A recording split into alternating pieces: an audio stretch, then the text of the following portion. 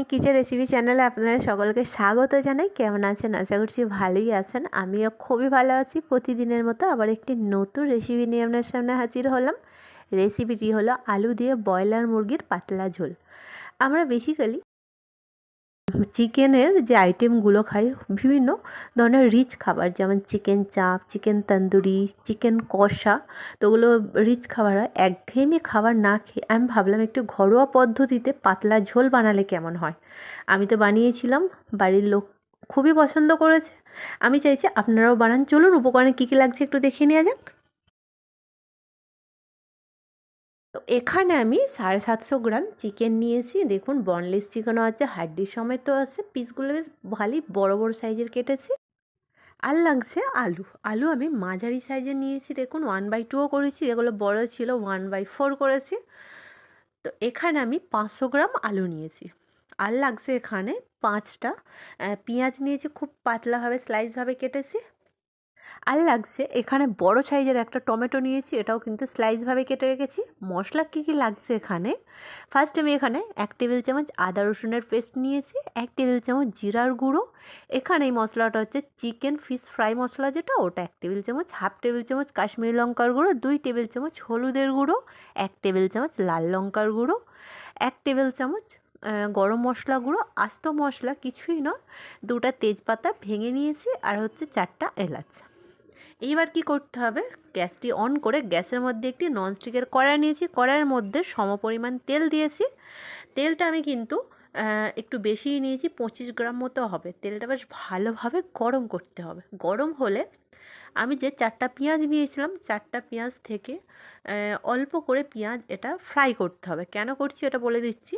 আলুগুলো না তেলের সাথে পেঁয়াজের সাথে আমরা লাল লাল করে একটু ফ্রাই করব, তাহলে কি হয়, চিকেনের ঝোলটা দারুণ টেস্ট আসে, এবং আলুগুলো না খুব সুন্দর সফট হয়, নরম হয়, খেতে দারুণ লাগে। সামান্য লবণও কিন্তু দিয়ে দেবেন। আপনারা চাইলে ঢাকা বন্ধ করেও এটা কি ফ্রাই করে নিতে পারেন। ঢাকা বন্ধ করলে কি হয়, পেঁয়াজটা কিন্তু লাল হবে না, আলুটা সিদ্ধ হয়ে যাবে। একবার দুবার আপনারা চাইলে ঢাকা বন্ধ করতেও পারেন। তবে আপনারা কিন্তু হাতাটা বারবার চালিয়েই যাবেন, কেননা না চালালে নিচের দিকের পেঁয়াজগুলো না অনেকটা লাল লাল হয়ে যায়। তো দেখতেই পাচ্ছেন আমার কিন্তু 10 মিনিট সময় লেগেছে। আলুটা একদম পারফেক্টলি আমাদের লাল লাল করে ভাজা হয়ে গেছে, পেঁয়াজের কালারটাও দেখুন ব্রাউন হয়ে গেছে। এইবার কি করতে হবে, সমস্ত আলুগুলো আমরা একটা প্লেটের মধ্যে তুলে নেব। গ্যাসের ফ্লেম অবশ্যই অফ করে দেবে এই সময়। দেখুন, সমস্ত আলুগুলো আমরা একটা জায়গাতে তুলে রেখেছি। তো চলুন এইবার স্টার্ট করা যাক। গ্যাসটি অন করে গ্যাসের মধ্যে একটি ননস্টিকের কুকার নিয়েছি। কুকারের মধ্যে ফার্স্ট যে আলু ভাজার তেলটা, ওটাই আমি এখানে ইউজ করছি। তো এর মধ্যে ফার্স্ট কি দিতে হবে, গোটা যে মশলা নিয়েছিলাম এলাচ এবং তেজপাতা, ওটা একটু 2 থেকে 3 মিনিট মতো তেলে ফ্রাই করে নেবো। সুন্দর স্মেল আসলে এর মধ্যে স্লাইস করে রাখা যে পেঁয়াজ ছিল সেটা আমি এর মধ্যে অ্যাড করব, এবং পেঁয়াজটা হালকা পিঙ্ক কালার হলে ওর মধ্যে যে চিকেনের পিসগুলো ছিল সেগুলো আমি অ্যাড করব। তো পেঁয়াজের কালারটা দেখুন বেশ হালকা পিঙ্ক কালার চলে এসেছে। এই স্টেজে আমরা যে চিকেনগুলো আছে সেগুলো আমরা এর মধ্যে অ্যাড করব, এবং তেলের সাথে বেশ ভাজা ভাজা করে নেব। কেননা এটা ব্রয়লার মুরগি, তো তেলের সাথে পেঁয়াজের সাথে ভাজা ভাজা করে নিলে ওর টেস্টটা কিন্তু দেশি মুরগির মতো আসে। তেলের সাথে একটু ফ্রাই করতে আমার 15 মিনিট সময় লেগেছে। গ্যাসের ফ্লেম অবশ্যই মিডিয়াম করে রাখবেন এই স্টেজে। হাতাটা কিন্তু বারবার চালিয়েই থাকবেন, কেননা পেঁয়াজের সাথে তেলের সাথে ফ্রাই করতে গেলে বেসিক্যালি মাংসগুলো না কুকারের গায়ে গায়ে না চিপকে যায়। তো ওই জিনিসটা অবশ্যই ফলো করবেন আপনারা।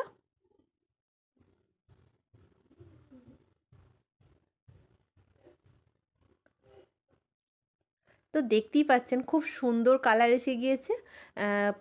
পেঁয়াজগুলো বেশ ব্রাউন কালার হয়ে এসেছে, এবং মাংসটাও কিন্তু কালার ছেড়ে দিয়েছে আমাদের।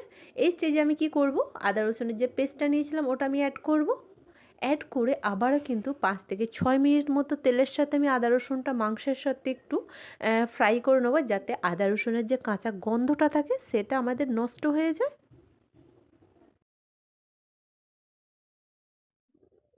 তো 15 মিনিট আমার কষানো হয়ে গেছে তেলের সাথে মাংসটা, কালারটা খুব সুন্দর এসে গিয়েছে। এই স্টেজে আমরা যে কুচি করে রাখা টমেটো নিয়েছিলাম ওটা আমি অ্যাড করলাম, 2 একবার নেড়ে চেড়ে টমেটোর ওপর প্রত্যেকবারের মতো লবণটা দিতে ভুলবেন না, কারণ খুব তাড়াতাড়ি সফট হয়ে যায় টমেটোটা।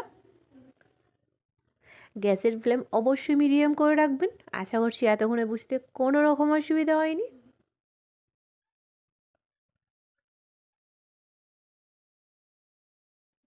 তো টমেটোটা বেশ সফট হয়ে গেছে। এইবার নিচের দিকটা একটু ধরে ধরে আসছে, এই স্টেজে আমরা অল্প জল অ্যাড করব। দারুণ সুগন্ধ বেরিয়েছে।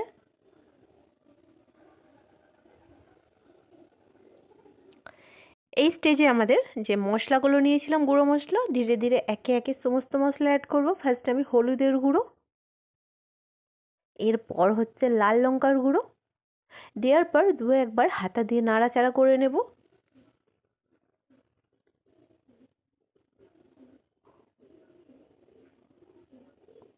বাকি যে মশলাটা আছে সেটাও কিন্তু এখন অ্যাড করব। এটা আমি চিকেন ফ্রাই মশলা যে নিয়েছিলাম ওটা অ্যাড করলাম।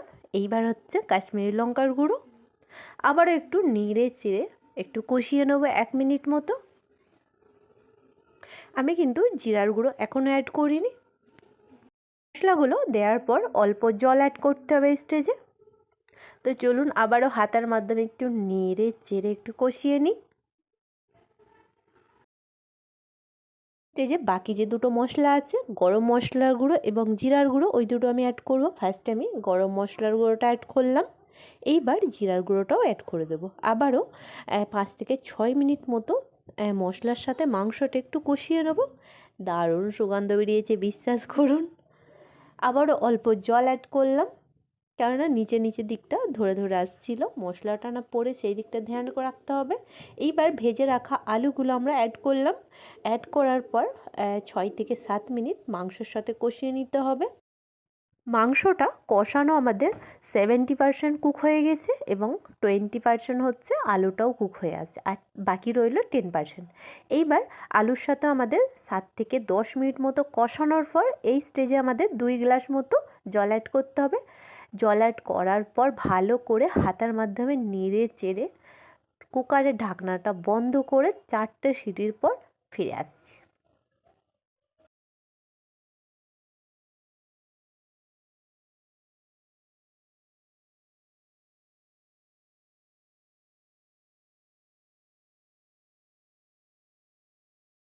তো 4টা সিটির পর ফিরে এলাম। চলুন একটু চেক করে নেওয়া যাক। ঢাকাটা খুলতেই পারছিলাম না ফার্স্ট, আমি এতটাই এক্সাইটেড ছিলাম। মাশাআল্লাহ, যা কালার হয়েছে না, আর সুগন্ধ, ওফ, মারাত্মক। আমার তো আর টেস্ট হয়েছে না, একটা প্লেটে পরিবেশন করা যাক। কালারটা দেখতে পাচ্ছেন, দারুণ হয়েছে না? সুগন্ধও কিন্তু মারাত্মক বেরিয়েছে। আলুটা কিন্তু খুবই সফট হয়েছে। আমার তো গন্ধতেও আর তস হয়েছে না, কখন ভাবছি কখন খাবো কখন খাবো। আপনারাও কিন্তু ট্রাই করতে পারেন, ব্যাপক লাগবে। একঘেয়েমি খাবারের থেকে একবার এরকম পাতলা ঝোলও কিন্তু খেতে ইচ্ছা করে। অবশ্যই আমার রেসিপিগুলো খুবই ইজি, বাড়িতে অল্প উপকরণ দিয়ে আপনারাও বানিয়ে ফেলতে পারেন। আমাদের এই রেসিপিটি কেমন লাগলো অবশ্যই কমেন্ট বক্সে জানাবেন। ভালো লাগলে একটি লাইক করবেন, শেয়ার করবেন। এই ধরনের নতুন নতুন রেসিপি পেতে আমাদের চ্যানেলটি অবশ্যই সাবস্ক্রাইব করবেন, পাশে থাকা বেল আইকনটি প্রেস করবেন। ভালো থাকবেন, সুস্থ থাকবেন, সাথে থাকবেন। নেক্সট নতুন রেসিপিতে আবারও দেখা হচ্ছে।